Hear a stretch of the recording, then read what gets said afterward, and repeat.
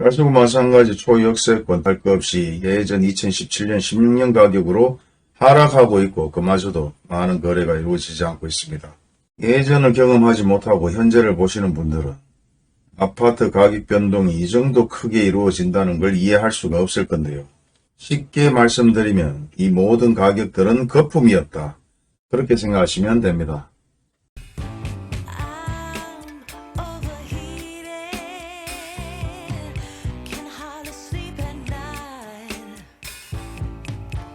이번 시간에는 달서구에 위치하고 있는 아파트 하락거래 동향을 한번 보도록 하겠습니다. 약 800세대의 대단지 아파트로 걸어서는 3분 거리 정도. 우리가 일명 초역세권이라고 얘기하는 이런 아파트 42평은 평균적으로 예전에 5억 중반대까지 거래가 많이 이루어졌습니다. 그리고 최고가로 6억 4,800까지 거래가 이루어졌다가 24년 2월 4억 거래 이후 거래가 없습니다. 그리고 33평 마찬가지 평균적으로 2017년에 4억 후반대, 중후반대까지 거래되다가 최고가 5억 6,100까지 거래됐는데요. 예전 3억 4,500까지 거래되었다가 계속해서 3억 후반대로 하락하고 있는 추세고 대부분 예전 나홀로 최고가를 찍은 금액은 의미가 없다고 보시면 됩니다. 평균적으로 3건, 4건, 5건 정도 이상 거래가 되었는 금액이 평균 시세고 2017년, 2016년, 18년 평균적으로 가장 거래가 많이 이루어졌는 3억 중후반대에 거래된 아파트가 현재 예전 가격으로 돌아가고 있는 추세입니다. 이런 아파트 한두 개의 매물이 중요한 것이 아니라 전체적으로 대부분 이와 같이 가격이 하락하고 있는데 그 중에서 우리가 대단지 아파트다, 역세권 아파트라고 얘기했던 아파트들마저도 계속해서 하락하고 있는 추세입니다. 그리고 월배역 바로 옆에 위치하고 있는 월배 디엘라온 프라이빗 아파트 마찬가지 현재 매물로 나와 있는 매물은 부동산에서 927건의 매물을 매매로 내고 있고 390건의 매물을 전세로 내고 있고 월세 176건입니다. 동일 매물을 묶게 되면 현재 매매로 동호수가 각기 틀린 매물이 179건, 전세가 94건, 월세가 45건인데요. 179건의 매물을 계속해서 팔려고 광고를 내놓는 상황이면 대부분 입주보다는 투자 투기로 아파트를 구입했지 않을까 그렇게 생각하는데 월배역 바로 옆에 위치하고 초역세권이라고 얘기해서 엄청나게 많은 사람들이 투자하지 않았을까 그렇게 생각해 봅니다. 그리고 모든 부동산에서 집중적으로 지금 현재 광고가 나오고 있다는 것을 확인해 봤을 때 그나마 일부 광고빨이라도 좀 먹히지 않나 이런 생각도 해보는데요. 전혀 광고를 내고 전화 한 통 받을 수 없는 상황이면 이런 매물조차도 광고를 내지 않는 상황입니다. 그리고 바로 옆에 위치하고 있는 월배역 나용 프라이빗 아파트 같은 경우는 실제 26평이든 27평이든 30평대든 대부분 거의 거래가 없었습니다. 그리고 실제 호가만 엄청나게 올라섰다가 내려갔다가를 반복하는 데이터가 나오는데 현재 매물은 103건의 매물을 부동산에서 내고 있고 동호수가 틀린 매물은 33건의 매물이 나와 있음에도 불구하고 예전에는 거래가 거의 없었다가 31평 마찬가지 근자에 3억 5,700에 거래된 것이 다기 때문에 현재 이 아파트의 가격을 얼마라고 단정 지을 수도 없고 평균가가 얼마인지도 미주시기 때문에 이런 아파트 구입할 때는 주변 아파트 시세를 반영해서 구입하는 게 맞지 않을까 그렇게 생각하는데요. 바로 옆에 위치하고 있는 월배역 코스트 더샵 같은 경우 평균적으로 최하 거래가 3억 중반대, 근자에 3억 후반대에서 계속해서 내려오고 있기 때문에 현재 최근 거래가 되는 금액이 3억 중반대라 형평성에 맞게끔 거래가 되는 것으로 생각이 되고요. 근처에 위치하고 있는 월성 삼성 레미안 마찬가지 30평형대 초반에 대부분 3억 중반대로 거래가 이루어졌는데요. 예전 2017년 평균 금액을 보게 되면 3억 중후반대에 많은 거래가 이루어졌습니다. 그리고 최고가 5억 9천까지 거래가 이루어졌고 그 부근에 평균적으로 4억대나 3억 후반대 거래가 이루어졌다가 2023년 2억 후반대까지 거래가 이루어졌고 다시 한번 가격이 오릅니다. 그리고 근자에 다시 한번 가격이 내리면서 3억 초반대까지 거래가 되어 있고 계속해서 많은 부동산에서 광고를 내고 있고 동호수가 틀린 매물은 56개의 매매 물건이 나와 있기 때문에 전세 월세보다 매매를 하려고 하는 사람들이 더 많은 것 같습니다. 근처에 위치하고 있는 태왕항에서 월성 아파트 마찬가지 약 500세대의 아파트인데 예전 가격에서 계속해서 하락하고 있는데요. 34평 같은 경우는 2017년 평균적인 가격은 3억 중후반대의 거래가 많이 이루어지다가 나홀로 5억 2,800 거래가 되고 일부 5억 초반대에서 4억 후반대까지 거래가 이루어졌습니다. 하지만 근자에 다시 한번 가격이 하락하고 있는데요. 근자의 3억 초반대까지 다시 한번 가격이 하락하면서 거래가 이루어지고 있고 최저 가격은 3억 1,500까지 거래가 이루어졌습니다.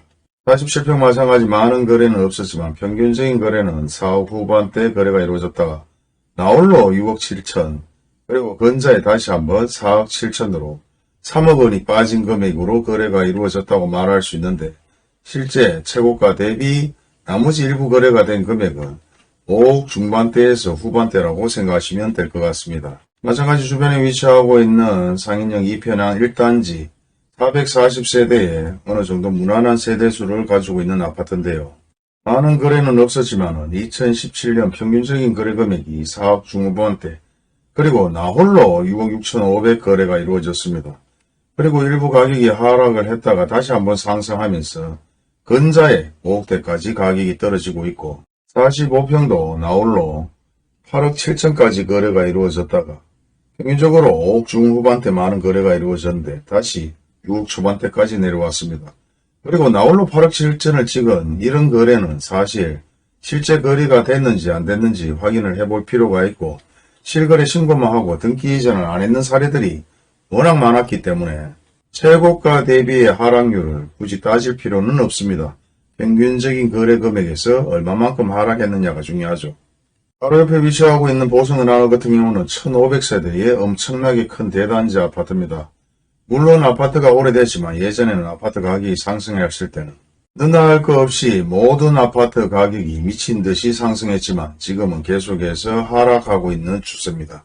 평균적으로 2017년에 엄청나게 많은 거래가 있었는데 1억 중후반에서 2억 초반대까지 거래가 됐다가 최고가 3억 초반대까지 거래된 아파트가 근자에 다시 1억 6,900 예전 2017년 가격으로 내려가고 있는 추세입니다. 물론 최저 금액은 1억 6천까지 거래가 되었고 끊임없이 하락하는 추세로 보여지고 있는데요.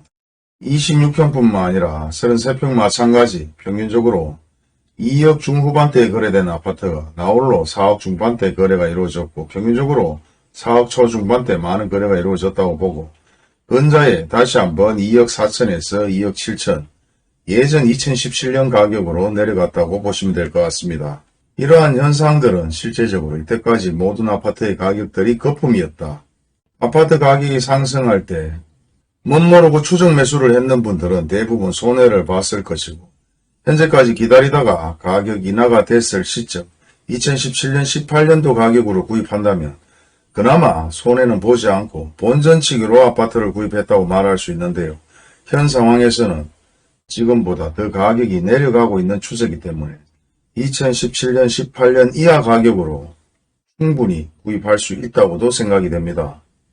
그리고 대형 평수인 50평 마찬가지 예전 2017년 이하 금액으로 내려가고 있는데요. 평균적으로 4억 중후반대 거래가 됐다가 6억 7,800까지 거래가 됐는데요. 보통 이런 아파트들 확인을 해보면 대부분 실거래 신고만 하고 등기 이전을 안 했는 사례들이 상당히 많습니다. 그리고 최근자에 다시 3억 중반대까지 거래가 이루어지고 있고요. 소형 평수든 국민평형이든 대형 평수든 모든 아파트 가격은 현재 계속해서 2016년, 17년, 18년 가격으로 거래가 이루어지고 있습니다. 그리고 주변 일대에 초역세권이라고 얘기할 수 있는 진천역, 대성 스카이렉스 마찬가지 440세대에 어느 정도 세대수가 있는 아파트인데 최근 예전 가격으로 계속해서 하락하고 있는데요. 33평 A타입 같은 경우는 2017년 평균적인 거래 금액이 3억 초중반대 거래가 이루어졌고 나홀로 5억 2,800에 거래됐는데요. 평균적으로는 4억 후반대 정도 거래가 이루어졌는 것으로 생각하시면 될 것 같고 다시 한번 계속해서 하락하다가 근자에 3억 초반 예전 2017년 가격으로 다시 한번 하락을 했는데요. 물론 동호수에 따라 그리고 청수에 따라 금액이 좀 차이가 날 수 있다고 얘기하고, 어떤 신축 아파트들은 청수로 1억에서 2억까지 차이가 나는 아파트를 구입하는 사례들도 있는데, 저는 그렇게 거래를 한 자체를 이해를 못하겠습니다만, 로얄층이라 해서 2억을 더 주고 산다, 1억을 더 주고 산다. 세월이 지나면 더 가격이 오를 것이다. 제 생각은 굳이 그렇게까지 할 필요가 없다고 생각됩니다. 계속해서 기다리다가 이와 같이 예전 17년, 16년 가격, 그리고 그 이하로 떨어지는 아파트를 구입해서 가격이 오르는 거면 그때 가격을 팔아도 충분히 1억에서 2억 이상의 갭은 충분히 이익이라고 생각하는데, 로얄층이라 해서 1, 2억을 더 주고 사면 나중에 3, 4억이 될 것이다. 저는 모르겠습니다. 이해를 못하겠네요. 43평 마찬가지 2017년 평균적인 가격은 3억 후반대, 그리고 두 건이 6억 3천, 6억 3천 거래가 되었는데요. 평균적으로 이렇게 이루어진 거래들은 확실히 확인을 해봐야 됩니다. 실거래 신고만 했는지, 등기 이전까지 했는지, 그리고 최근자에 3억 중반대까지 같이 가격이 내려왔는데요.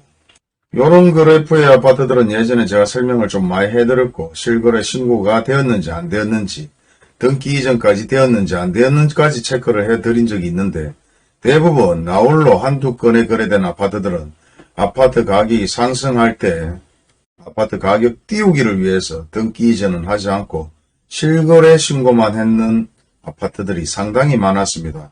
그렇기 때문에 나홀로 최고가 대비는 의미가 없고, 단지 가장 많이 거래가 이루어진 평균적인 거래 금액이 실제 현실적인 금액이라고 생각하시면 됩니다. 현재 대구 아파트 가격은 초역세권이 아니라 역세권 할배가 오더라도 대부분 아파트 가격은 떨어지고 있다. 그리고 복구될 기미는 전혀 보여지지 않고 있는데요.